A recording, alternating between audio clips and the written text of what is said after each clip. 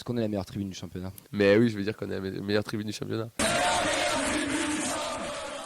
Et cette semaine, la première actu, c'est le gala caritatif du TFC pour la fondation Toulouse Football Club qui avait lieu. Nathan, est-ce que tu veux nous parler de tout ça?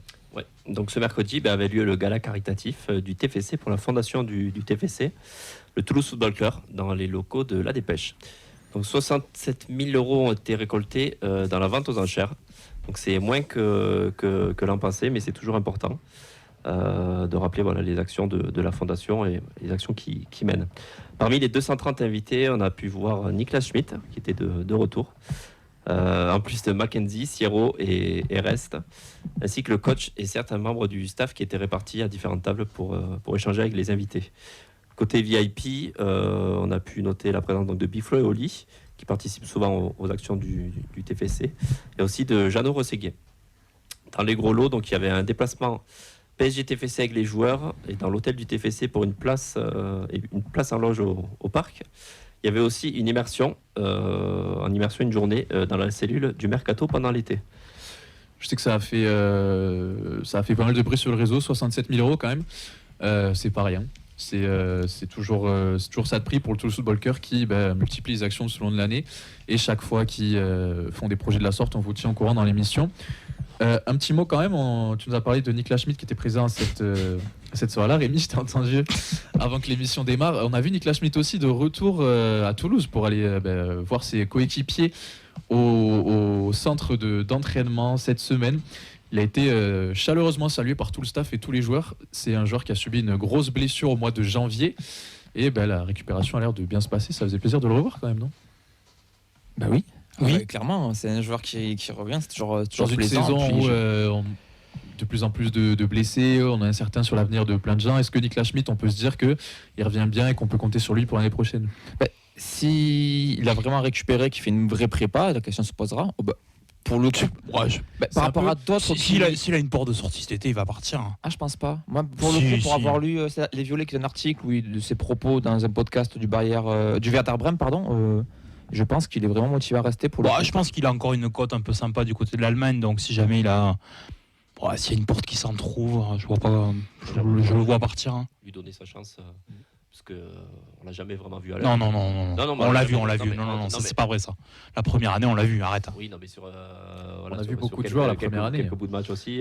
C'est vrai que sur du long terme, il y a des joueurs qui, tu vois, un Aaron Donum par exemple la saison dernière, tout le monde le critiquait, au final, qui te fait une saison plus que correcte cette année. C'est vrai que sur j'aurais bien aimé qu'il ait davantage sa chance. Mais on l'a vu, hein.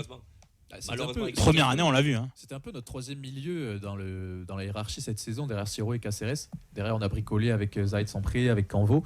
Mais c'était un peu ce rôle qu'il avait là. Il avait fait une ou deux passes, je crois, mais avant de se blesser. Je trouve qu'il y avait. Comme Babika. Je trouve qu'il y avait du mieux par rapport à la saison dernière, en tout cas. Puis l'acclimatation qui avait été difficile. On sait les soucis de santé qu'il avait rencontrés. Oui. On sait que quand tu arrives dans un club aussi, il y a un temps d'adaptation qui a, pour lui, du coup, été un peu plus long. Il y a eu sa blessure. Il a eu pas mal d'événements contre lui. Et voilà, c'est pour ça que moi, je lui donnerais une chance pour une saison supplémentaire chez nous. Oui, je suis d'accord. Puis au pire, il y aura toujours une porte de sortie à l'hiver. Parce que comme tu dis, Rémi, par rapport à la cote, je pense qu'il y aura la même l'été l'hiver. Donc je pense que faire la prépa en entier et voir ce que ça donne. Parce qu'au final, s'il y a beaucoup de départs, c'est quand même bien d'avoir un cadre dans le sens, entre guillemets, qui connaît la maison. Après, je sais pas quelle est sa situation contractuelle. Il me semble qu'il est dans les joueurs qui a encore quand même pas mal de contrats. Parce que s'il a qu'un an. Non, pour moi, il me semble qu'on n'avait pas parlé de lui quand on avait fait le débat il y a quelques semaines sur les joueurs qui arrivaient à l'été 2025 ou 2026. Pour moi, il faisait partie des joueurs qui avaient des contrats assez longs. 4 ans, il a dehors 4 ans, je crois. Ouais, facilement. J'essaie de voir. Le fameux 4 ans qu'ils ont tous récupéré là. Moi, j'ai juin 2027. En 23 là, ouais. Donc ça fait quand même de la marge, donc il y a quand même une saison d'avance. En tout cas, en termes de communication, moi j'ai bien aimé voir ces images. On sait que quand il y a des blessés au TFC, on a souvent peu d'informations. Niklas Schmidt s'était blessé à l'entraînement, donc on avait eu une communication du club pour nous annoncer son absence. Et ça fait quand même plaisir dans une période où on n'a pas grand-chose à se mettre sous la dent en termes d'émotions positives au TFC. Puis l'accueil était sympa d'ailleurs. De voir un joueur qui a l'air très quand même plus impliqué et plus investi au sein du groupe que l'année dernière. Et donc, on a vu tous les joueurs un peu lui faire des petites blagues avec le sourire, etc. Donc c'est une belle image. Puis juste très rapidement, quand on fera le bien de la saison, dans les images à retenir, son tacle à Lyonnais, pour moi, il est quand même dans mon top 3 des moments forts de la saison. Donc rien que pour ça, revient Niklas. C'est vrai. Ah. En tout cas, bon courage à Niklas Schmidt et puis peut-être qu'on le reverra la saison prochaine avec un maillot du TFC. Le prochain point, c'est le gros focus sur les droits TV, Vincent, puisque ça a beaucoup bougé cette semaine.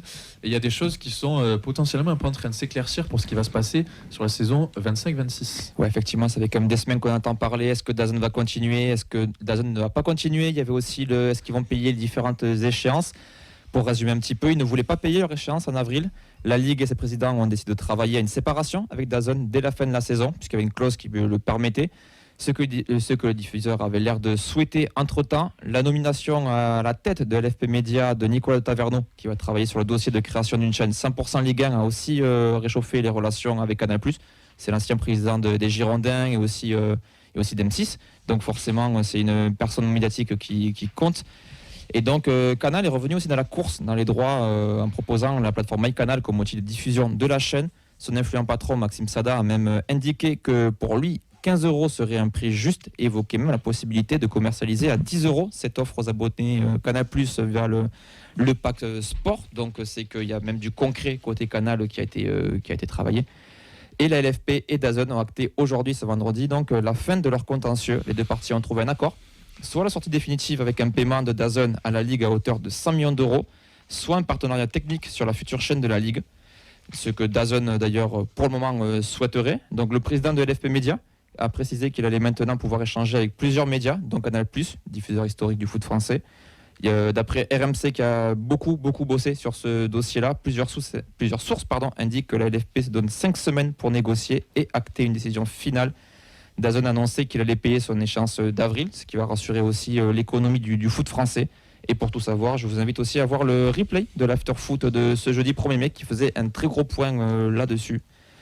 Et pour ramasser un petit peu des pistes de Canal qui a posé ses conditions. Là où DAZN est prêt à servir d'interface, c'est-à-dire travailler de A à Z pour proposer un produit badgé LFP TV, Canal+ voudrait assumer la gestion de production, le marketing, la distribution et a mis en avant ses 5 millions d'abonnés actuels qui pourraient donc directement avoir ces nouvelles offres et donc avoir un impact fort en nombre d'abonnés quand on sait qu'aujourd'hui DAZN a difficilement passé la barre de 500 000 et a dû faire énormément de concessions.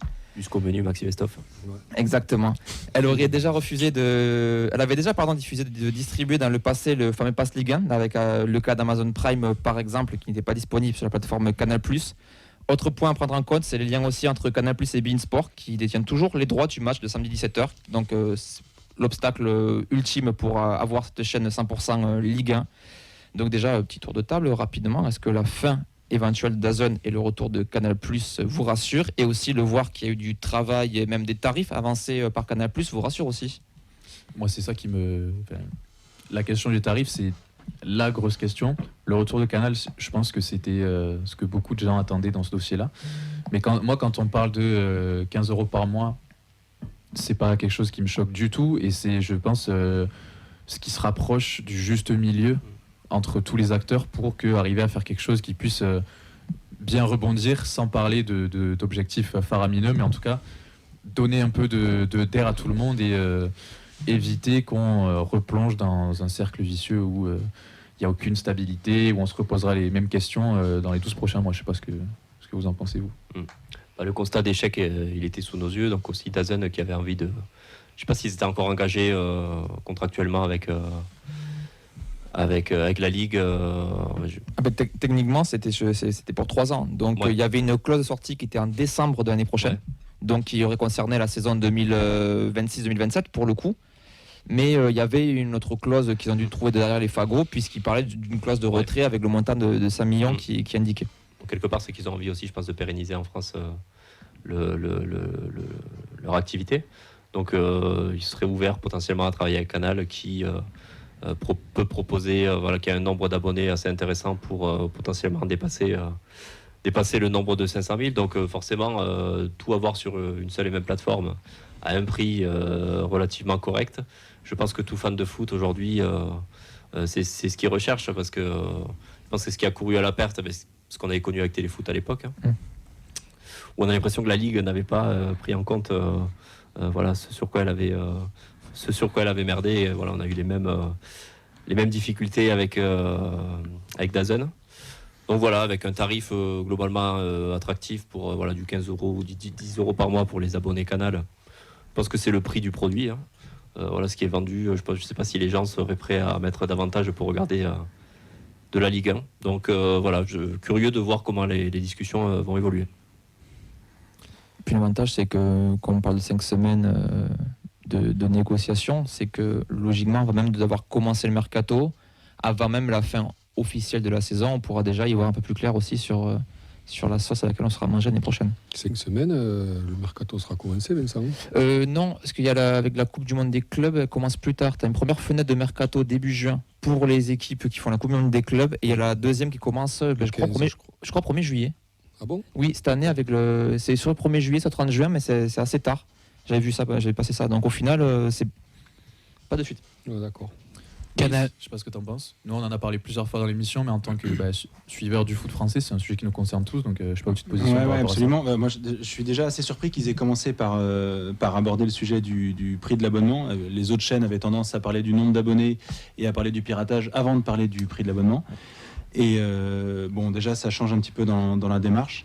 J'ai l'impression qu'ils ont envie d'être capables de diffuser tous les matchs. Alors, je ne sais pas comment est-ce qu'ils jaugent le public français, mais j'ai l'impression que les gens qui suivent le foot en France, ils suivent leur club, beaucoup.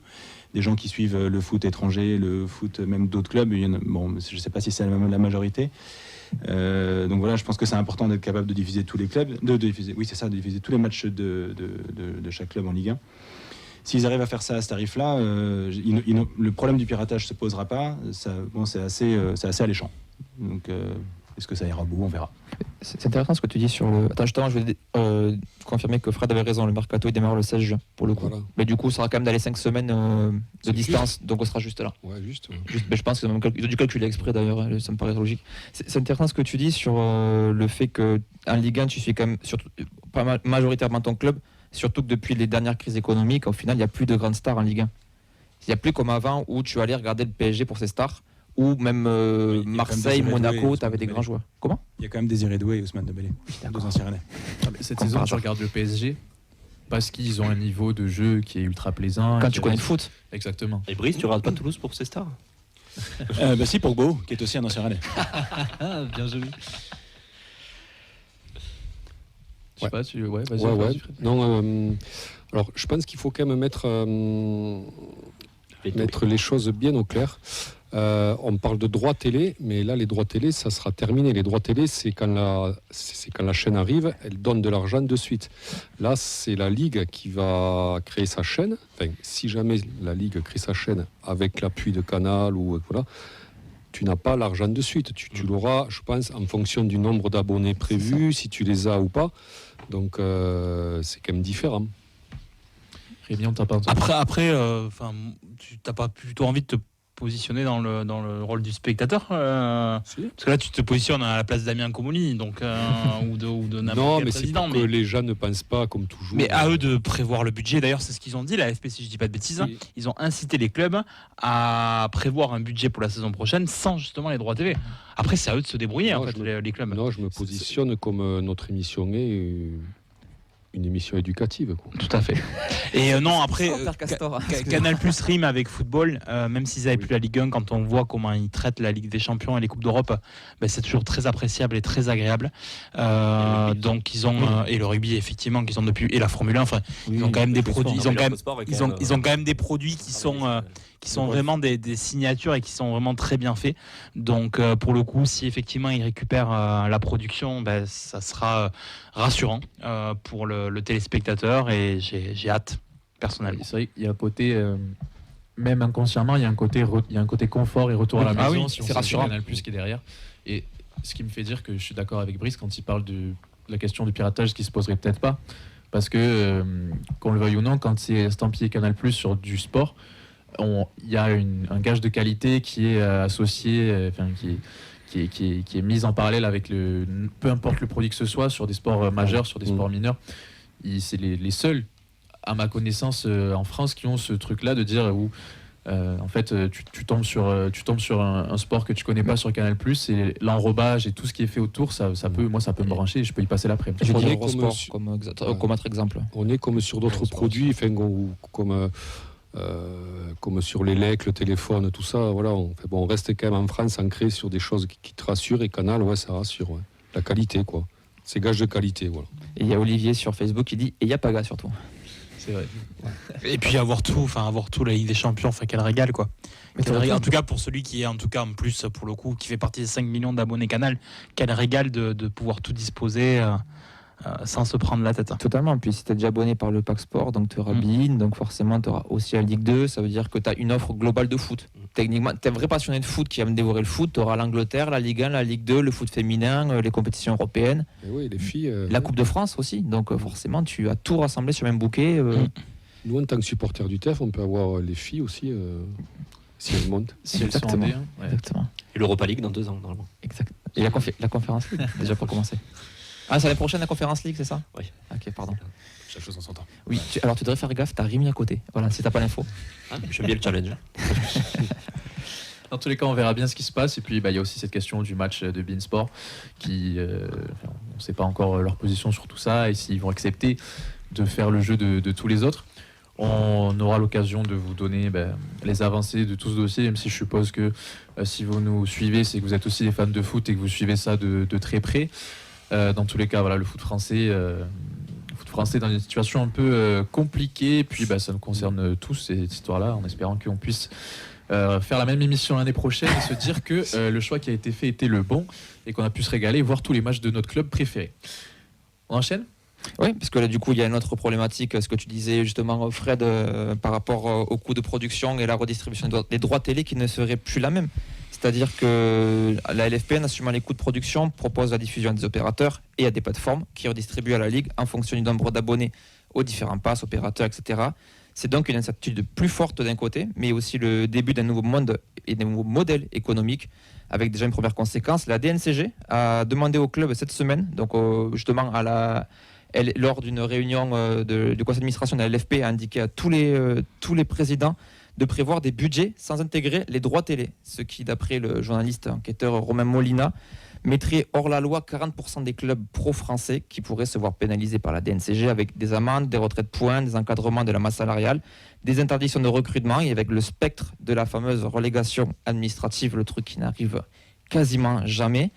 D'après son président Jean-Marc Mikkeler, les clubs ont perdu 1,2 milliard la saison dernière et entre 6 et 7 milliards ces dernières années et appelle donc à une prise de conscience à l'heure où seuls 100 millions sont garantis avec le paiement de beIN Sport et les droits de diffusion à l'étranger. Le TFC ne compte déjà pas ses droits télé dans ses comptes et apparaît comme un bon élève, mais est-ce que cela prédit un mercato très pauvre en Ligue 1 et des catastrophes financières pour certains clubs? Comme quoi, on demandait le milliard, mais finalement il est autre part. C'est ça. C'est assez inquiétant, surtout qu'il y a quand même beaucoup de clubs qui sont pointés du doigt, on les connaît. Ça va surtout être déjà de premier temps Lyon, qui doit vraiment dégraisser, qui en fait dans ses bilans met la valeur marchande d'un joueur qui compte vendre pour mettre à l'équilibre. Sauf que si toi et moi demain on crée une entreprise et qu'on dit au banquier non mais t'inquiète pas, je compte vendre 10 millions de carottes, j'aurai de l'argent, ça marche pas dans la vraie vie.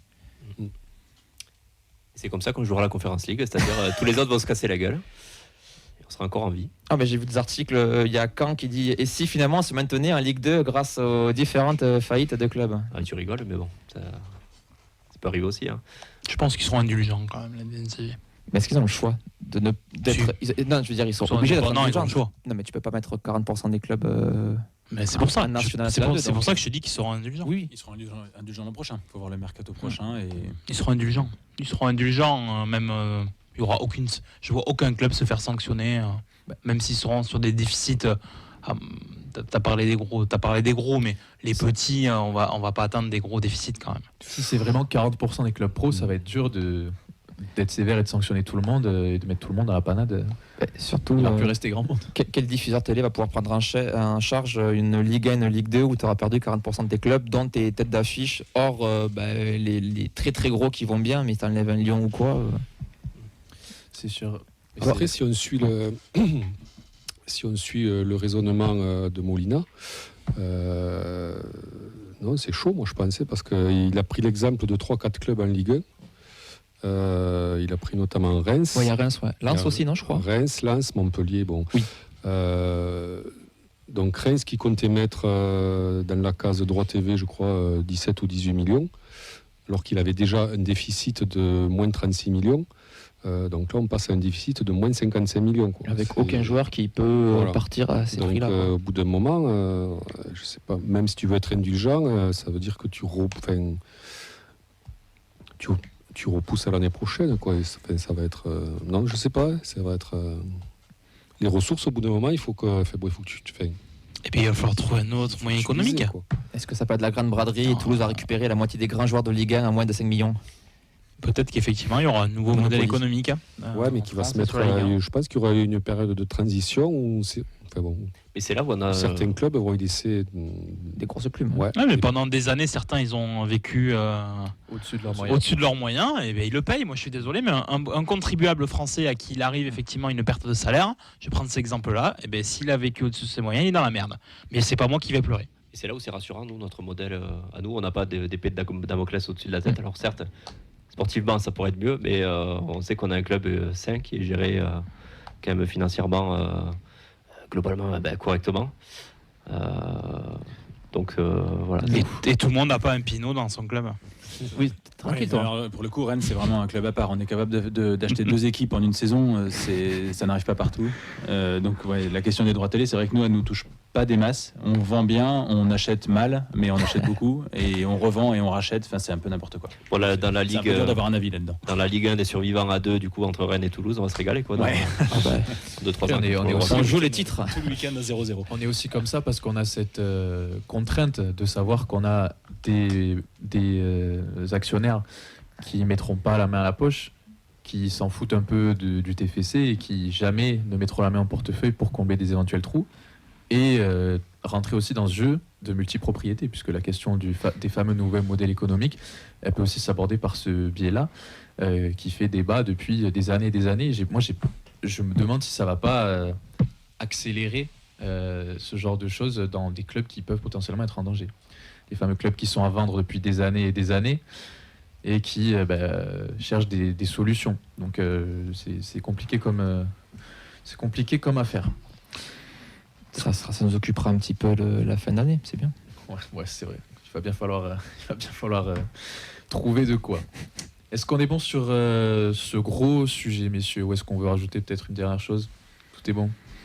L'argent tue le foot. Voilà. L'argent tue le foot. Vive le foot amateur. Exactement. Allez. On voit vivement le tournoi feuille de match pétanque merguez un dimanche après-midi. Exactement. Et si tu gagnes la triplette, ça te fait des points en plus pour le classement Ligue 1. Incroyable. Les JO de la feuille de match. Allez. Est-ce qu'on passe au calendrier de toutes nos équipes pour ce week-end en commençant par les jeunes, Vincent? Mais c'est toi le chef, tu décides. S'il te répond non, tu fais comment? Allez, écoute, jingle de fin, merci de l'avoir suivi. Je pleure un coup et puis c'est comme ça que ça se passe.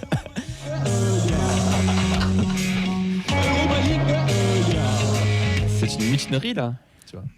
J'ai expérience en attaque. Tu vois. Quelle est ta question du coup, Sacha? La question c'est qu'est-ce qui se passe pour notre préformation ce week-end?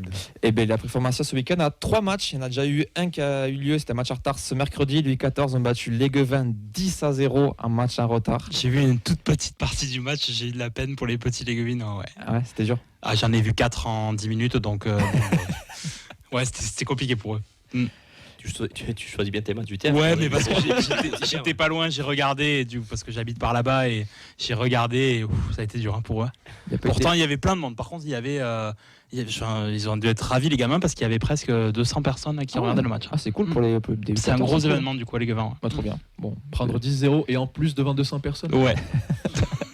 Heureusement qu'il y a des jours fériés et des vacances. Est-ce que pour accabler, t'as fait un article dans la Dépêche sur ça? Non, je l'ai pas fait. Je l'ai pas fait parce que les pauvres. C'est quand même un petit club et ils sont en région et c'est plutôt pas mal. Voilà. Tu sais s'ils se maintiennent? Parce que là je brode. Mais tu sais Alors tu peux aller broder ailleurs s'il te plaît parce que je sais pas dans le détail. Toi, tu veux pas faire la preview, tu fais comme nous mardi là. Il temporise. Après je pense que toutes les équipes prennent la même dose là. Non? Il y a 2-3 équipes. Les équipes toulousaines tiennent parce que c'est des équipes de quartier. C'est fort le TF 14. Oui, c'est assez fort. C'est pas très grand. Pas non, très costaud. C'est pareil ça. Mais c'est petit, c'est pas très. Mais alors par contre, c'est la génération en dessous. Pue le foot. Hein. Les U14 c'est les 13 ans qui jouent, les U15 c'est les 14. Ça pue le foot. Hein. Le calendrier du coup du week-end, les 3 matchs auront lieu samedi. Les 14 affrontent Bagatelle, les U15 reçoivent Colomiers et les U16 reçoivent Figeac Cap-de-Nac. L'autre gros match de ce week-end à domicile et au Stadium, c'est dimanche puisque c'est le deuxième TFC Rennes du week-end, hasard du calendrier. C'est la demi-finale du Challenge Espoir qui se tiendra du coup dimanche. C'est à 14h30, coup d'envoi, entrée gratuite. Donc si jamais vous n'en avez pas eu assez, vous pouvez reprendre une dose de TFC Rennes le lendemain. Avec un gros enjeu puisque c'est quand même une demi-finale. L'autre demi-finale, elle oppose Monaco et Montpellier, puis ce sera l'occasion de voir nos jeunes qui jouent gros. On se posait des questions tout au long de la saison. Au final, en N3, c'est compliqué, mais il leur reste ça sur la fin de saison avec un titre potentiellement au bout. Donc ce sera une demi-finale au Stadium. Ça a quand même un peu de gueule, je trouve, et surtout de les faire jouer dans ces conditions-là.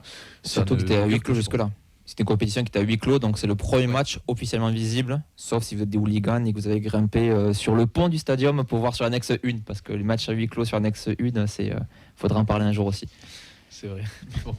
Dans tous les cas, on va leur souhaiter bonne chance, et puis peut-être qu'on verra quelques têtes bien connues pour ceux qui suivent même que la Ligue 1, donc ça vaut le coup d'aller voir évoluer nos jeunes. Surtout que je le répète encore une fois, l'entrée est gratuite, et puis vous avez toutes les infos pratiques sur le site du TFC aussi. Les U19, qu'est-ce qui se passe de leur côté ? Le U19, déplacement à Nice. Nice est 5e, c'est dimanche à 15h. Le TFC doit s'imposer pour être certain de garder la tête du groupe, vu que Saint-Etienne a été revenu à un point avec la défaite la semaine dernière. Dernier match pour nos jeunes pitchouns, c'est le déplacement à Montpellier des U17. Montpellier qui est 4e, ce sera dimanche à 15h. TFC qui peut passer 8e en cas de victoire. Les féminines, ça joue, mais pas à tous les échelons. Et dans la seconde ligue, et le U19, c'est repos. Les R1, c'est un match qui compte beaucoup pour toi, mon cher Sacha. Déplacement à 15h à Marsac contre la réserve d'Albi Marsac, qui est actuellement 5e, le TFC, et 3e. Exactement. Le club qui aura pu te voir. J'ai joué dans un des deux clubs, à vous de deviner lequel. C'est Marsac.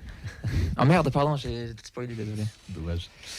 Merci Vincent pour toutes les infos. Si vous nous suivez sur les réseaux, vous savez que tous les calendriers, on les publie le vendredi à 16h. Et puis on vous donnera aussi tous les résultats sur ces mêmes réseaux sociaux lundi à la même heure plutôt. Donc voilà, continuez à nous suivre, à vous abonner. Ça nous régale semaine après semaine. Et puis on fait, vous le savez, à chaque fois le point sur tout ce qui se passe pour toutes les équipes du TFC. Et il reste encore des choses à jouer. Il y a le Challenge Sport, il y a les féminines aussi qui vont arriver. Donc restez branchés.